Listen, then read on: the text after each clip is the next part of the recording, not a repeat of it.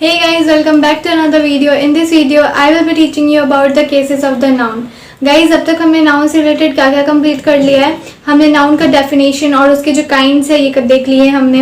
इसके बाद हमने नाउन का जेंडर वाला पार्ट कर लिया, नाउन का नंबर वाला पार्ट कर लिया। अब जो हमारे पास है वो नाउन का केसेस है। ये पढ़ने के बाद हमारा नाउन वाला टॉपिक कंप्लीट हो जाएगा। उसके बाद हम लोग एडजेक्टिव पर मूव करेंगे। So let us start the video without wasting any time.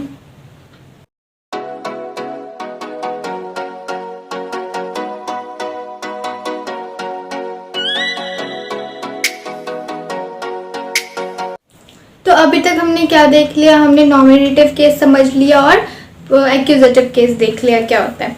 तो अब जब हमारे पास कुछ क्वेश्चंस होंगे जिसमें हमें निकालना हो कि नॉमिनेटिव क्या होता है और एक्यूजेटिव क्या होता है, तब हम क्या करेंगे, देखते हैं कैसे हम फाइंड कर सकते हैं। सो यहाँ पर है कि to find the nominative put who और व्हाट बिफोर द वर्ब। तो हम क्या करेंगे, जब हमें नॉमिनेटिव फाइंड करना होगा तो हमारे पास जो गिवन सेंटेंस होगा हम क्या करेंगे, हम उसमें वर्ब के पहले हु और व्हाट लगा के चेक करेंगे। जैसे कि यहाँ पर एक सेंटेंस जो मैंने पिछले एग्जांपल में लिया था, जॉन थ्रू अ स्टोन।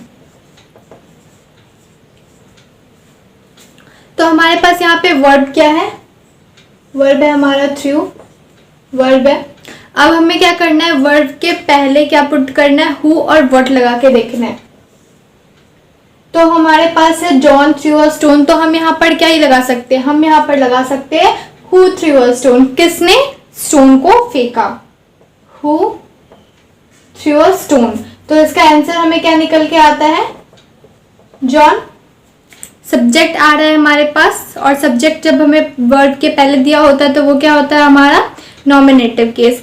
तो सीधा सा मतलब है, जब हमें फाइंड करना होगा कि नॉमिनेटिव है या नहीं है तो हम क्या पुट करेंगे, हु पुट करेंगे या फिर व्हाट पुट करेंगे बिफोर द वर्ब। और जब हमें एक्यूजेटिव फाइंड करना होगा तब हम क्या करेंगे, हम हुम पुट करेंगे या व्हाट पुट करेंगे। वहां पे हमने हु किया था, यहाँ पे हुम करेंगे, ठीक है। जैसे हमारा दूसरा एग्जाम्पल था ना कि the horse kick the boy, तो हमने क्या किया था कि किसको मारा है हॉर्स ने, तो किसने हॉर्स को पहले, किसने बॉय को मारा, तो हु किक द बॉय। इससे तो हमें वो उसका पता चल गया नॉमिनेटिव का।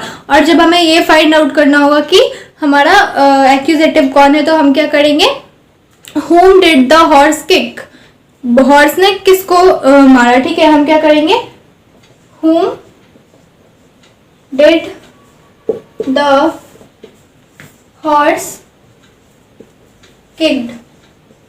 तो यहाँ पे हमें इसका आंसर निकल के आ जाता है बॉय। तो हमें साफ साफ पता चल जाता है कि हाँ बॉय था जिसको हॉर्स ने किक किया था। तो यहाँ से हमें पता चल जाता है कि ये हमारा किस में है, एक्यूजेटिव में है। तो जब हमें नॉमिनेटिव में डालना होगा तो हम क्या पुट करते हैं, हम हु या व्हाट पुट करते हैं वर्ब के पहले। और जब हमें एक्यूजेटिव में निकालना होता है तब हम क्या करते हैं, तब हम हुम या व्हाट पुट करते हैं वर्ब के पहले, ठीक है। अब देखते क्या है, a noun which comes after preposition, वैसा नाउन जो कि प्रीपोजिशन के बाद आता हो, is also said to be in the accusative case. तो एक्यूजेटिव केस भी इसमें भी होगा, मतलब जब नाउन जो है वो क्या होगा, प्रीपोजिशन के बाद आता होगा, तो वो सेंटेंस भी हमारा किस में आएगा, एक्यूजेटिव केस में आएगा, ठीक है। जैसे यहाँ पर देख लेते हैं, यहाँ पर हमारे पास है the book is on the desk, यानी कि बुक जो है हमारा किस पर है, डेस्क पर है। तो यहाँ पर आप देखो ऑन हमने यूज किया है, ऑन क्या है हमारा, प्रीपोजिशन है। और प्रीपोजिशन के बाद जो नाउन आया है वो क्या है हमारा, डेस्क, यानी कि डेस्क हमारा किस में है, एक्यूजेटिव केस में है, ठीक। समझ में आ गया यहाँ हमें। अब यहाँ पर मैंने दो सेंटेंसेस लिए हैं, आप इसे देखो ध्यान से। हरी ब्रोक द विंडो और द विंडो वॉज ब्रोकन। अब दोनों सेंटेंस में हमारे पास विंडो है, तो अब आप देखो पहला सेंटेंस में है कि हरी ब्रोक द विंडो, हरी है कोई जिसने क्या किया, विंडो को तोड़ दिया। तो वो हरी कुछ काम कर रहा है सेंटेंस में, तो हरी हमारा क्या हो जाएगा, हरी हमारा सब्जेक्ट हो जाएगा, हरी हो गया हमारा सब्जेक्ट। और उसने क्या किया, उसने विंडो को तोड़ दिया। किसे तोड़ा, विंडो को। तो विंडो हमारा क्या हो जाएगा, ऑब्जेक्ट हो जाएगा।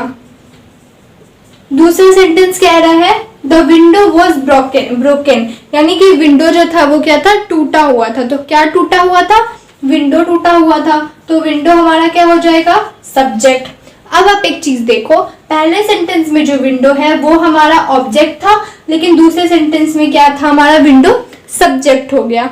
तो ये हमारा सेंटेंस पर डिपेंड करता है कि हम सब्जेक्ट किसे दे रहे हैं और ऑब्जेक्ट किसे दे रहे हैं, और उसी सब्जेक्ट और ऑब्जेक्ट पे डिपेंड करता है हमारा नॉमिनेटिव केस और एक्यूजेटिव केस। इतना समझ में आ रहा है आपको? अब आगे देखते हैं, करते हैं और देखते हैं हमारे पास क्या क्या निकल कर आता है। तो हमारे पास पहला सेंटेंस है रमा गेव अ बॉल, और दूसरा सेंटेंस है Rama gave Hari a ball. ठीक, तो पहला सेंटेंस हमें सिंपली ये बता रहा है कि रमा है कोई एक पर्सन, वो क्या कर रही है, वो एक बॉल दे रही है। ठीक, रमा क्या कर रही है, वो एक बॉल दे रही है। तो इस सेंटेंस में हमारा रमा हो गई सब्जेक्ट और बॉल हो गया ऑब्जेक्ट। ठीक है, दूसरा सेंटेंस कह रहा है कि Rama gave Hari a ball, यहाँ पे भी रमा हो गया, रमा हो गई हमारी सब्जेक्ट और बॉल हो गया हमारा ऑब्जेक्ट। तो ये जो हरी आ रहा है बीच में, ये क्या है, हरी तो ना हमारा सब्जेक्ट हो रहा है, ना ऑब्जेक्ट हो रहा है, ना वर्ब हो रहा है, ना कोई हेल्पिंग वर्ब हो रहा है, तो आखिर हमारा हरी है क्या? तो यहाँ पर हरी हमारा है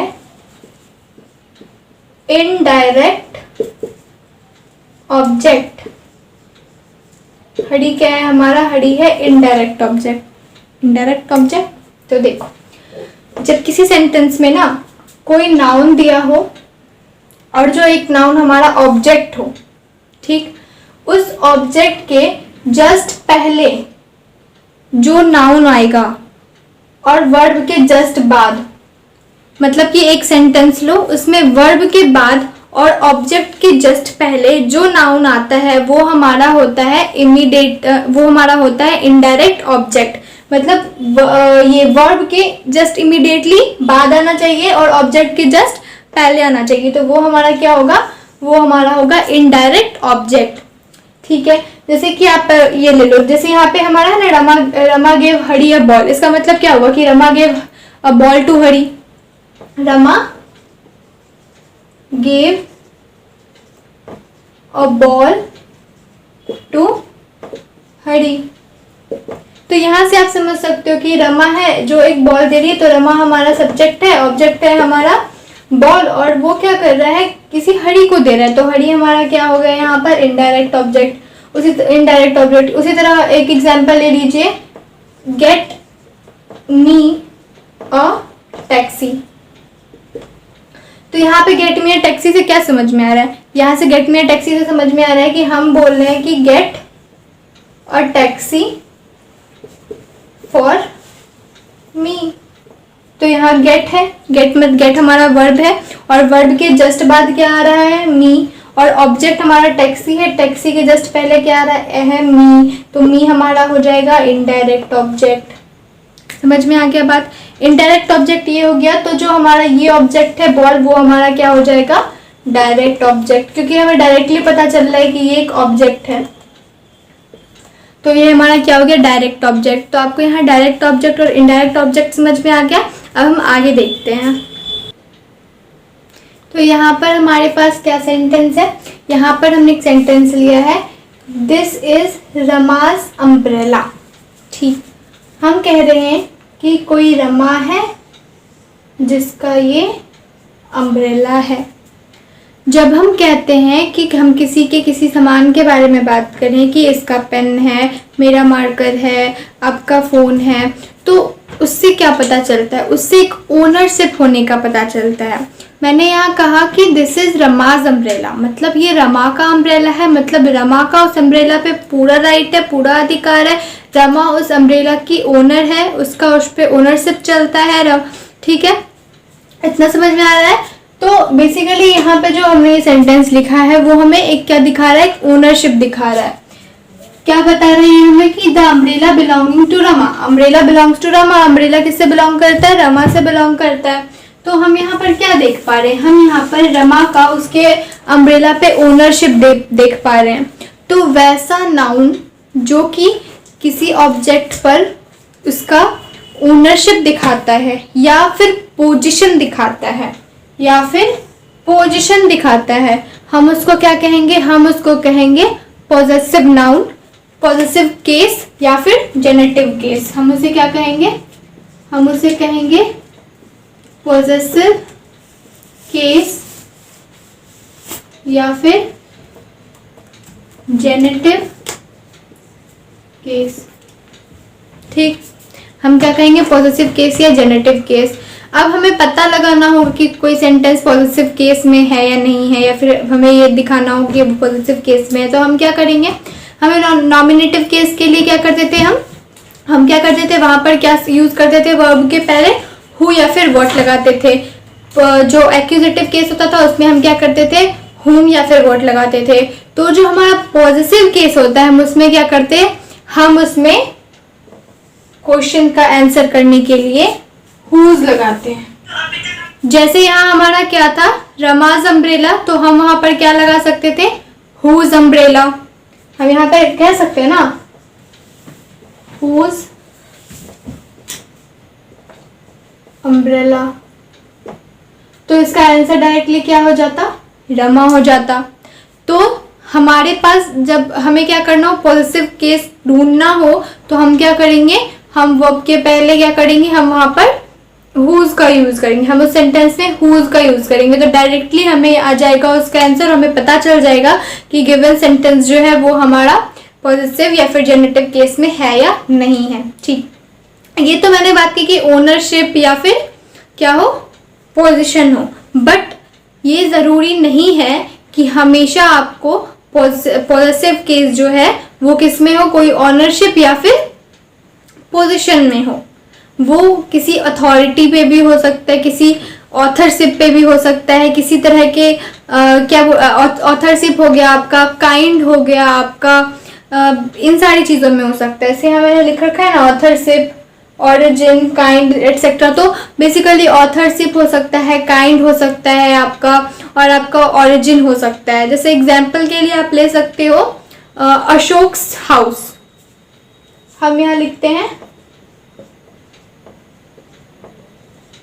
अशोक्स हाउस, तो इससे हमें क्या पता चलता है?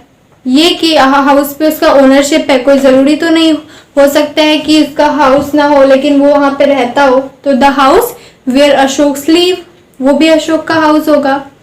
आप क्या कह सकते हो? Children's ground, children's play ground, children's play ground. तो आप इससे क्या बता रहे हो कि वो चिल्ड्रन का उसके ऊपर उसका ओनरशिप है? जरूरी तो नहीं। जरूरी तो ये नहीं है कि ना कि जो चिल्ड्रंस है वहां पे खेल रहे हैं उनका वो ग्राउंड हो। वो तो सरकार का भी ग्राउंड हो सकता है या फिर किसी प्राइवेट इंडिविजुअल का भी ग्राउंड हो सकता है।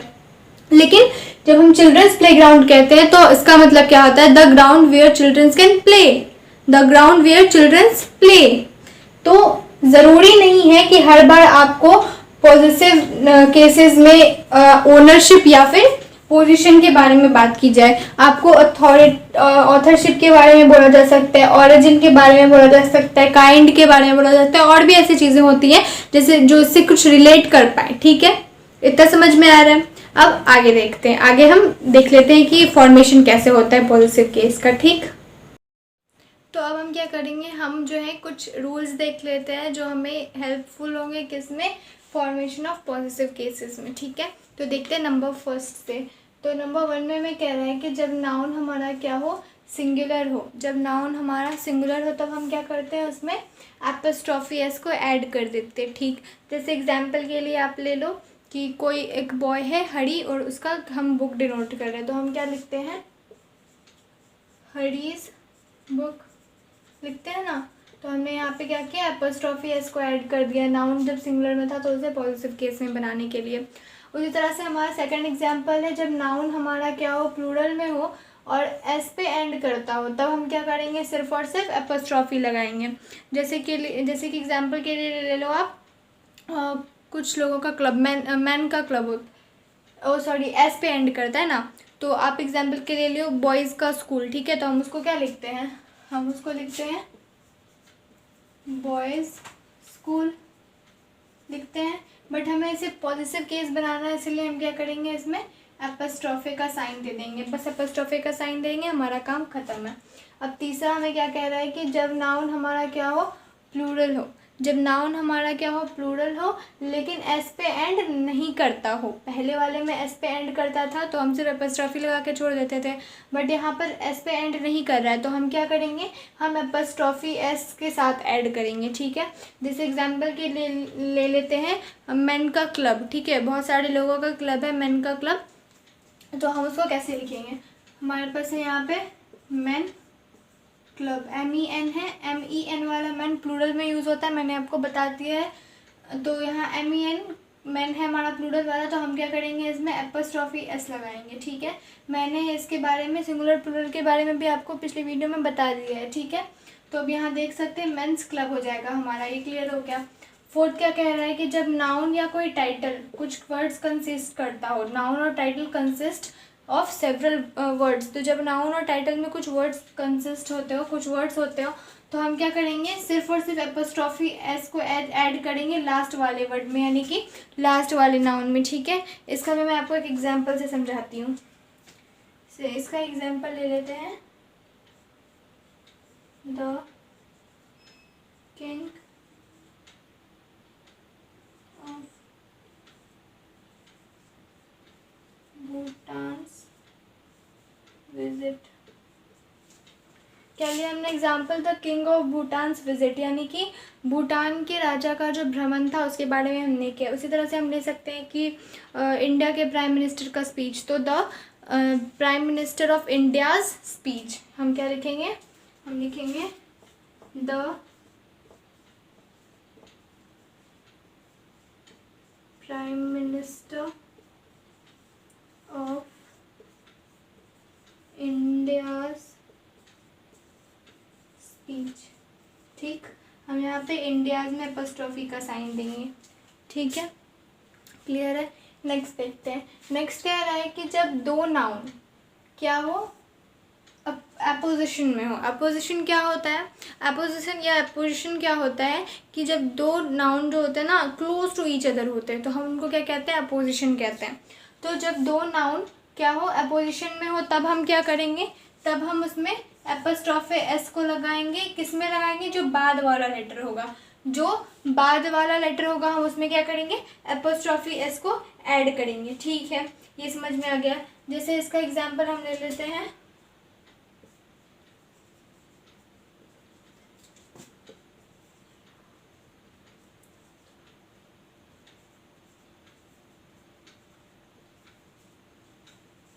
That is Ram the poets house, यानी कि हम बात कर रहे हैं किसी राम के बारे में जो एक पोइट है उनका घर है, ठीक है। That is Ram the poets house. तो हमने यहाँ पे क्या किया, लास्ट वाला जो नाउन है पोइट, उसमें एपस्ट्रॉफी एस को ऐड कर दिया सिंपली, ठीक है, ये समझ में आ गया। अब नेक्स्ट हमारा क्या है, नेक्स्ट हमें कह रहा है when two nouns are closely connected. ऊपर में अपोजिशन था, और अपोजिशन का मतलब ये होता है क्लोज टू ईच अदर, और यहाँ पर भी बोला है कि क्लोजली कनेक्टेड, जब दो या उससे ज़्यादा, पहले में सिर्फ दो नाउन का बात हो रहा था, पर यहाँ पर दो से ज़्यादा नाउन की बात हो रही है।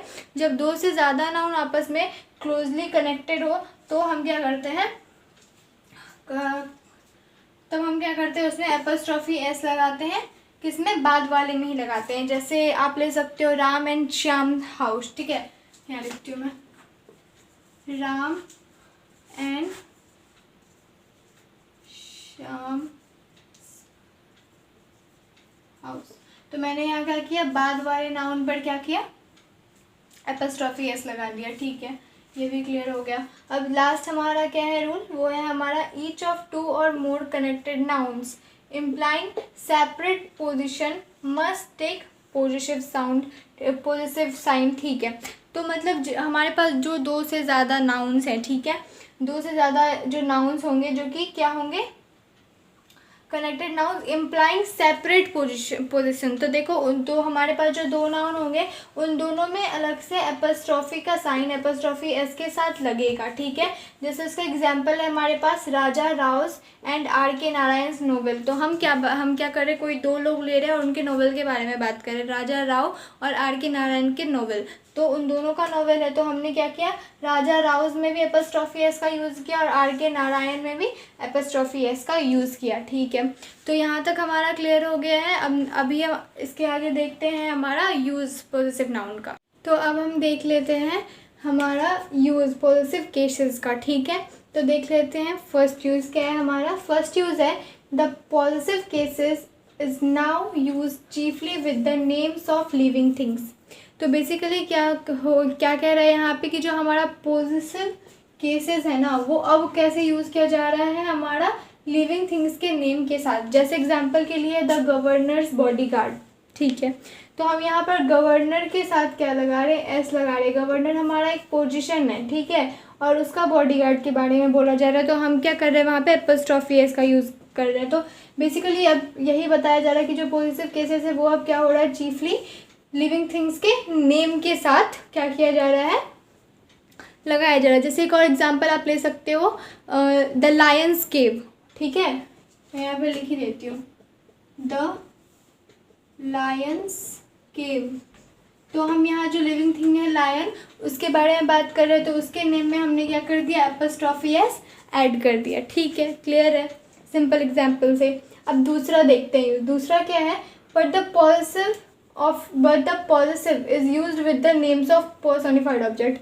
पॉजिटिव केसेस जो होते हैं वो यूज़ होते हैं लिविंग थिंग्स के नेम के साथ, लेकिन जो पॉजिटिव होता है वो किससे यूज़ होता है, वो ऑब्जेक्ट्स के पर्सोनिफिकेशन से। जो पर्सोनिफाइड ऑब्जेक्ट्स होते हैं उसके नेम्स के साथ यूज़ किया जाता है। जैसे यहाँ पर हमारा है इंडियाज़ हीरो, हम इंडिया के हीरो के बारे में बात करें तो India's hero. At duty's call, मतलब ड्यूटी के टाइम पे जो कॉल है उसकी बात करें तो एट ड्यूटीज़ कॉल। ठीक, तीसरा यूज़ क्या है हमारा, the positive is also used with the noun denoting time, space और वेट्स। तो पॉजिटिव किसके साथ यूज़ किया जाता है, उन नाउन के भी साथ यूज़ किया जाता है जो किसको डिनोट करते हो, टाइम को डिनोट करते हो, स्पेस को डिनोट करते हो या वेट्स को डिनोट करते हो। जैसे यहाँ पर हमारे पास क्या है एग्जाम्पल, अ डेज मार्च, मतलब मार्च के किसी डे के बारे में बात किया जा रहा है।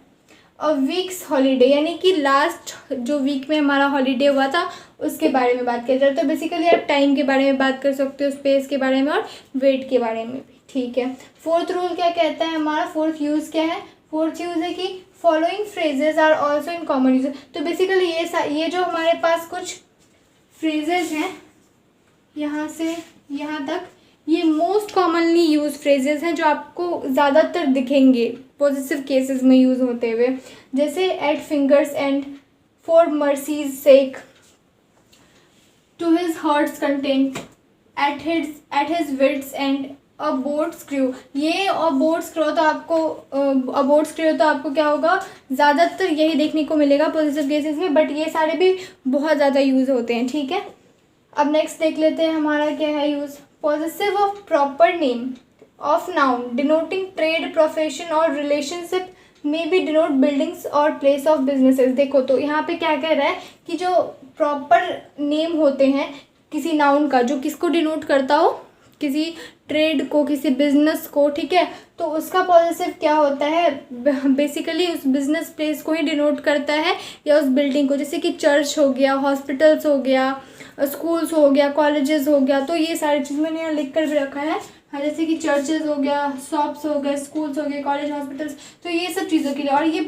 बहुत ही इंटरेस्टिंग सा चीज़ है। आप जब इसको वो किसी से बात करते हो ना तो आप उसमें भी इसको यूज़ कर सकते हो। देखो जैसे यहाँ पर क्या है कि सी हैज़ गॉन टू बेकर्स, मैंने बस इतना कहा कि सी हैज़ गॉन टू बेकर्स। अब हमने जो बेकर में अपस्ट्रॉफी एस लगाया है वो इसे पॉजिटिव बना के ये बता दे रहा है कि हम बात कर रहे हैं बेकर्स शॉप की, है ना, एकदम इंटरेस्टिंग। तो यहाँ तक आपका यूज़ था। और हमारा ये क्या है, डाउट हमने लिख कर रखा है। क्या डाउट, तो देखो जो पॉजिटिव केसेस होते हैं और प्रीपोजिशन होते हैं तो उसमें हमारा क्या हो जाता है, कभी कताल डाउट आ जाता है। क्या डाउट आ जाता है कि हम जो नाउन है उसको किस तरह से यूज़ करें, पॉजिटिव केसेस के साथ यूज़ करें या प्रीपोजिशन के साथ यूज़ करें। तो ये डाउट क्लियर करने का सबसे सिंपल फंडा है ये एग्जाम्पल। क्या है example, the defeat of enemy, और क्या लिखा हुआ है यहाँ पे, द एनिमीज डिफीट। तो द डिफीट ऑफ एनिमी जो आप देखोगे तो उससे ज़्यादा बेटर आपको क्या लगता है, द एनिमीज डिफीट। तो मतलब बेसिक सा फंडा आपको क्लियर कर देता है कि आपको प्रिपोजिशन कहाँ पे यूज़ करना है और आपको पॉजिटिव कहाँ पर यूज़ करना है। तो ये क्लियर है। तो अब हम बढ़ते हैं हमारा आज का लास्ट टॉपिक पे, जो है हमारा यूज़ ऑफ अपोजिशंस। तो अब हम क्या देख लेते हैं, हमारा अपोजिशन में जो नाउन होते हैं वो देख लेते हैं, बेसिकली जो इसका यूजेस हो जाता है। ठीक है, तो नाउन जो होते हैं अपोजिशन में वो कैसे होते हैं, हम एग्जाम्पल से समझते हैं। हमारे पास है Rama, our captain made 50 runs. ठीक है, तो हमारे पास यहाँ पे एक सब्जेक्ट है रमा और उसी को इंडिकेट किया जा रहा है एज अ कैप्टन जिसने 50 रन बनाए। अब आप देखो ये जो नाउन है हमारा रमा, उसे फॉलो कौन कर रहा है, ये जो है हमारा कैप्टन। हमने रमा को ही कैप्टन कहा है, तो कैप्टन किसे इंडिकेट कर रहा है, रमा को। तो कैप्टन जो हमारा नाउन है वो किसे फॉलो कर रहा है, रमा को। क्या डिस्क्राइब करने के लिए कि वो एक कैप्टन है, हमारी टीम की कैप्टन है जिसने क्या किया, 50 रन्स बनाए हैं। ठीक है, तो क्या हो रहा है यहाँ पे कि जब कोई नाउन किसी दूसरे नाउन को फॉलो करता है, जब कोई नाउन क्या करता है, जब कोई नाउन किसी दूसरे नाउन को फॉलो करता है टू डिस्क्राइब इट, क्या describe, that the noun which follows is said in opposition. तो जो नाउन किसी दूसरे नाउन को फॉलो करता है, ठीक है, उसको डिस्क्राइब करने के लिए, जैसे यहाँ पर कैप्टन रमा को फॉलो कर रहा है, क्या डिस्क्राइब करने के लिए कि रमा क्या है, इस टीम की कैप्टन है। तो ये जो हमारा कैप्टन है वो इसका क्या हो जाएगा, रमा का अपोजिशन हो जाएगा। अपोजिशन का मतलब ही होता है क्लोज टू ईच अदर या प्लेसिंग नियर। अपोजिशन का मतलब क्या होता है, प्लेसिंग नियर। कुछ एग्जाम्पल्स देख लेते हैं यहाँ पर। Yesterday I meet your uncle the doctor. यहाँ पे क्या बोला जा रहा है कि मैं कल तुम्हारे अंकल से मिली जो कि क्या है, एक डॉक्टर है। तो बेसिकली यहाँ पे है क्या, देखने वाली चीज़, योर अंकल द डॉक्टर है, देखने वाली चीज़। तो योर अंकल से तो हमने बता दिया अंकल को, तो अंकल को हम इंडिकेट किससे करें, डॉक्टर से। यानी ये जो डॉक्टर है ये क्या कर रहा है, ये अंकल को फॉलो कर रहा है। ये जो डॉक्टर वाला नाउन है ये अंकल वाले नाउन को क्या कर रहा है, फॉलो कर रहा है। तो जो फॉलो करता है वो हमारा क्या हो जाता है, हमारा हो जाता है अपोजिशन। उसी तरह सेकेंड एग्जाम्पल है Ritu the monitor manages the class very well. तो यहाँ जो मॉनिटर है वो नाउन किसे फॉलो कर रहा है, रीतू को। तो रीतू जो यहाँ पर नाउन है वो इसके द्वारा फॉलो की जा रही है।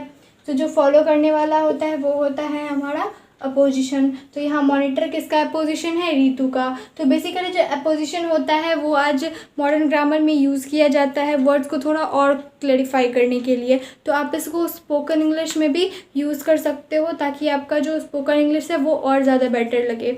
सो गाइज़ आज के लिए इतना काफ़ी है। आज हमने नाउन का सारा केसेस देख लिया है और आज का हमारा लेक्चर नाउन को लेकर के कंप्लीट होता है। तो जो अब नेक्स्ट लेक्चर आएगा वो एडजेक्टिव पे आएगा।